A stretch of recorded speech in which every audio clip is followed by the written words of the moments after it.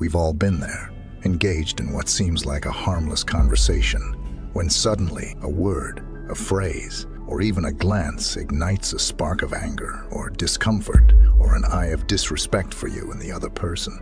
You can feel the shift in the air, the unspoken tension. This guy delves into the subtle art of recognizing and defusing these hidden triggers, using the wisdom of stoicism to maintain harmony and respect in every interaction, no matter how volatile the situation may seem.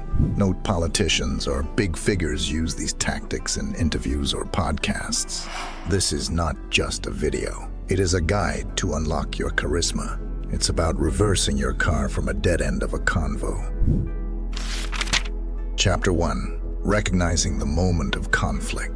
There comes a moment when the exchange transforms. It's no longer a dialogue of ideas, but a battlefield of egos. The tone shifts subtly. Perhaps a voice rises, or a sentence is laced with sarcasm.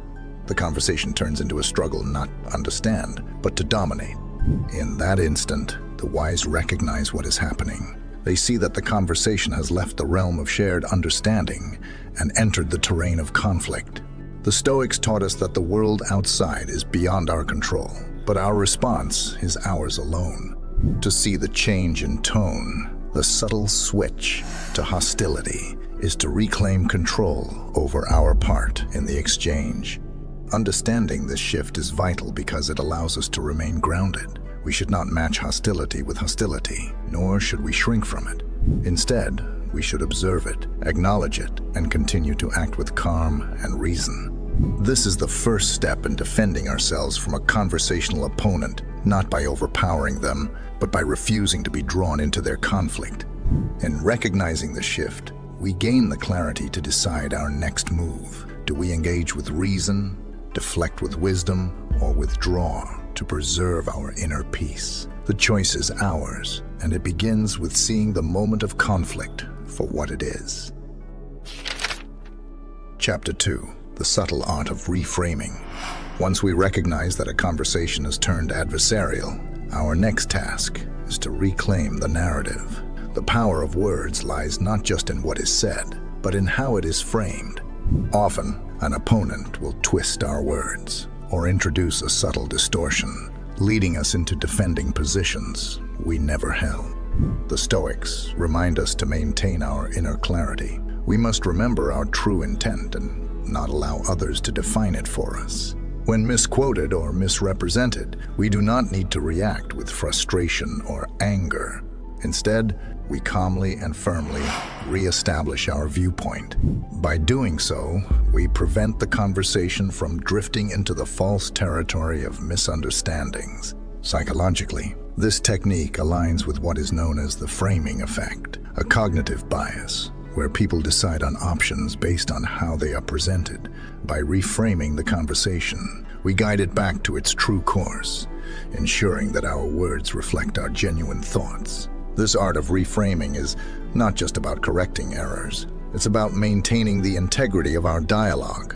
It requires patience and a steady mind, qualities that are cultivated through self-awareness and the practice of inner discipline. By mastering this, we navigate conversations with wisdom, ensuring that we remain true to our principles, regardless of the verbal traps laid before us. Just a quick reminder, if you're enjoying this video, please consider like and subscribe, and thanks a lot if you did already. Moving on. Chapter 3. The strength of intellectual humility. True wisdom is not marked by the certainty of knowing everything, but by the acknowledgement of how little we truly know. Intellectual humility is the recognition that our understanding is limited and that we can learn from every interaction, even those that challenge us. This mindset is crucial in conversations, especially when facing someone who seems intent on proving us wrong. Stoicism teaches us that the pursuit of truth is more important than the defense of our ego. When we enter a conversation with the humility to accept that we might be wrong, we open ourselves to growth. This doesn't mean we lack confidence in our beliefs. It means we are willing to refine them in the light of new evidence or perspectives. Intellectual humility allows us to listen more deeply, Instead of planning our next rebuttal, we focus on truly understanding the other person's viewpoint. This can diffuse tension, as the other person feels heard and respected. It also allows us to identify the merits in their argument, which we might incorporate into our own understanding. Philosophically, this approach aligns with the Stoic belief in the importance of wisdom and continuous self-improvement. Is not someone who knows everything, but someone who is committed to the lifelong pursuit of learning and virtue. In practice, intellectual humility can turn a contentious conversation into a constructive one. When we admit we don't have all the answers, we invite a collaborative search for truth rather than a battle of egos. This shift from adversarial to cooperative dialogue fosters mutual respect and can lead to more meaningful outcomes. By embracing intellectual humility, we protect ourselves from the pitfalls of arrogance and close-mindedness. We remain open to growth, ensuring that every conversation, no matter how challenging, becomes an opportunity for learning and wisdom. You can also check out the Law 21, The Dark Advantages of Humility. Link will be down the description box and the end screen. Chapter 4. The Art of Patience. Patience is a virtue often spoken of, yet seldom practiced in the heat of a challenging conversation. When faced with opposition, our natural tendency is to rush to defend ourselves, to clarify, or to counter. But the Stoics knew that true strength lies in the ability to endure, to wait, and to choose our moments wisely. In a verbal exchange, patience allows us to observe rather than react. It gives us time to understand the motivations of our opponent, to see beyond the words to the underlying intent. Often, a person who interrupts or misquotes is driven by their own fears, insecurities, or need for control. By being patient, we gain insight into these drivers, enabling us to respond in a way that is both effective and aligned with our values. From a psychological perspective, patience helps us avoid the pitfalls of impulsive reactions, which are often clouded by emotion rather than guided by reason. Research in cognitive psychology shows that delayed responses lead to better decision-making as they allow for deeper processing of information and a clearer perspective. Patience is also a form of respect, not just for the other person, but for ourselves. It shows that we are not swayed by the urgency of the moment, but are committed to thoughtful, deliberate action. By practicing patience, we can steer the conversation back to a productive path, avoiding the traps set by haste and maintaining our dignity in the process. In every conversation, there is power in waiting and letting the dust settle before we speak. This is the art of patience, a tool that, when mastered, transforms our interactions and fortifies our inner strength. Chapter 5. The Power of Silence. In the heat of a conversation, when words are exchanged rapidly and emotions run high, there is a powerful tool often overlooked: silence. When an opponent interrupts, derails, or tries to overwhelm us with a barrage of words, our instinct might be to respond in kind. But the Stoics teach us the strength found in restraint. Silence is not weakness. It is a deliberate pause that allows us to regain control, both of ourselves and the conversation. By choosing not to react immediately, we avoid being dragged into the chaos of the moment. Instead, we create a space where calmness can return, where we can gather our thoughts, and where the other person must confront their own aggression in the void we leave. This pause can disarm even the most aggressive conversationalist. They expect resistance, but what they encounter is the unexpected, a calm, unflinching silence that speaks louder than any words could. It reflects an inner strength and confidence, signaling that we are not easily swayed by the noise of the moment. Philosophically, silence is a reminder of our control over our responses. We do not have to answer every question, nor meet every challenge. Sometimes, the best response is none at all, allowing the conversation to return to a place where reason can prevail. By mastering the power of silence, we protect our peace and keep the conversation aligned with our true purpose. Chapter 6. Control. In any challenging conversation, emotions can easily take the reins, driving us to say or do things we might later regret. Anger, frustration, and even fear can cloud our judgment, leading us to react impulsively. But as the Stoics teach, emotional control is not about suppression. It is about understanding and mastering our emotions so they do not control us. Emotional control begins with self-awareness. We must recognize when emotions are starting to rise, and instead of letting them dictate our actions, we take a step back. This doesn't mean we ignore our feelings, but rather that we acknowledge them without letting them overpower our reason. The Stoics believe that our emotions are often triggered by our judgments about events, not by the events themselves. By changing our perspective, we can change our emotional response. For example, if we see an opponent's aggression as a reflection of their inner turmoil, rather than a personal attack, we are less likely to respond with anger. This aligns with the psychological principle known as cognitive reappraisal, where altering our interpretation of a situation can reduce its emotional impact. The discipline of emotional control also involves choosing our responses carefully. Instead of retaliating when provoked, we can respond with calmness and clarity. This not only helps de-escalate the situation, but also demonstrates our inner strength. Ultimately, emotional control is about maintaining our equilibrium in the face of adversity. It is the ability to stay centered, to keep our peace, and to act in accordance with our values, even when the storm rages around us. By mastering our emotions, we maintain our power in any conversation, ensuring that we are guided by wisdom rather than impulse. Chapter 7. The Power of Strategic Silence. Silence is often undervalued in conversations, especially in moments of conflict. However, strategic silence can be one of the most powerful tools at our disposal. It allows us to gather our thoughts, to let the other person's words settle, and to respond with greater clarity and intention.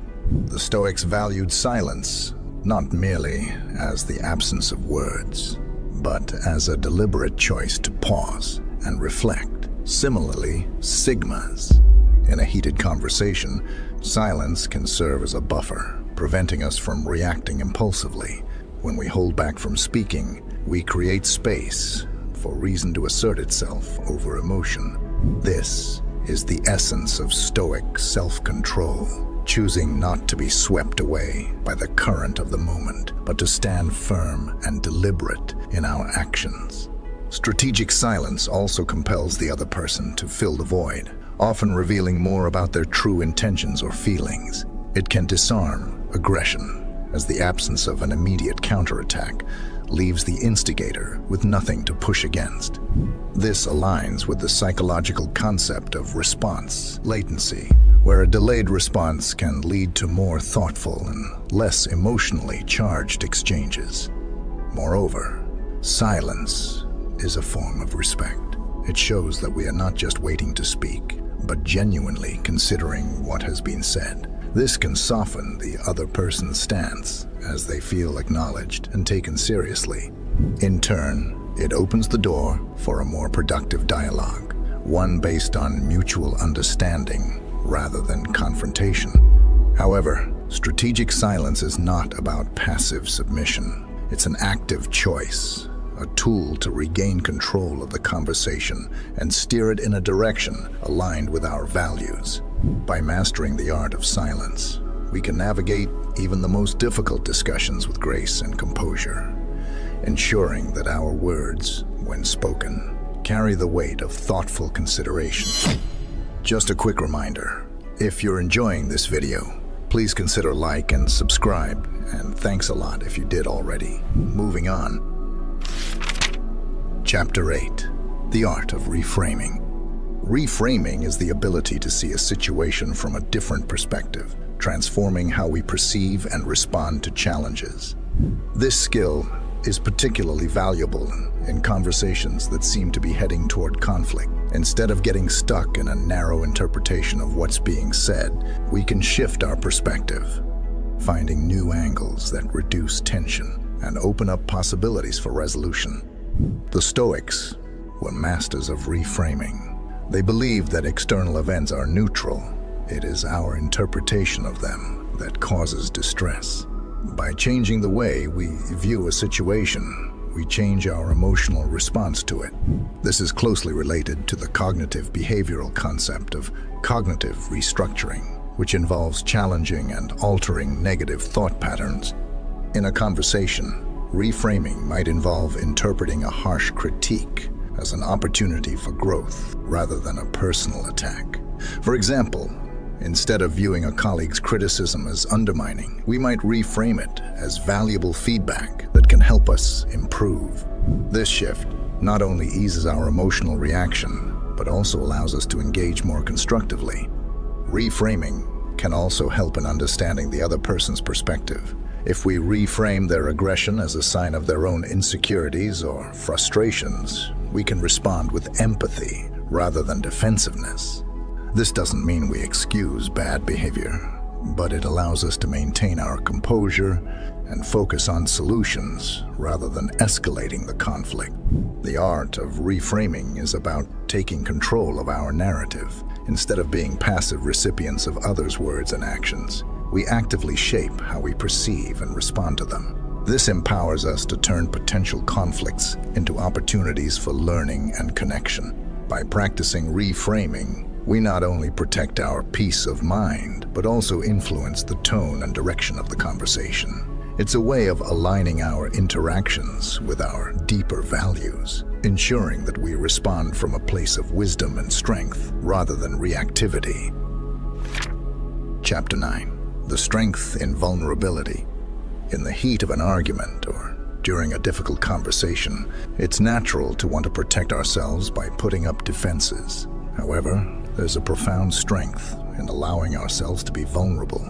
When we open up, admit our uncertainties, or share our true feelings, we often diffuse tension and build deeper connections. Vulnerability is not weakness. It's the courage to be authentic, even when it's uncomfortable. The Stoics taught that true strength comes from within, from the ability to face life's challenges with honesty and integrity. By embracing vulnerability, we acknowledge that we are human, imperfect, and open to growth. This aligns with the research by Brené Brown, who has shown that vulnerability is the birthplace of courage and creativity.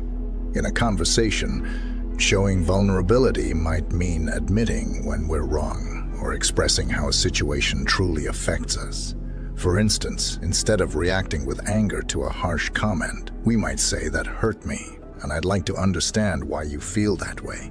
This not only de-escalates potential conflict, but also invites the other person to reflect on their behavior. Being vulnerable also allows us to connect with others on a deeper level. When we show our true selves, we encourage others to do the same, fostering an environment of trust and mutual respect. This can transform a hostile conversation into one where real understanding and resolution are possible. However, vulnerability must be balanced with discernment. It's important to share with those who have earned our trust, and in situations where openness can lead to constructive outcomes. The key is to remain grounded in our values and to use vulnerability as a tool for authentic connection, not as a way to seek validation or approval.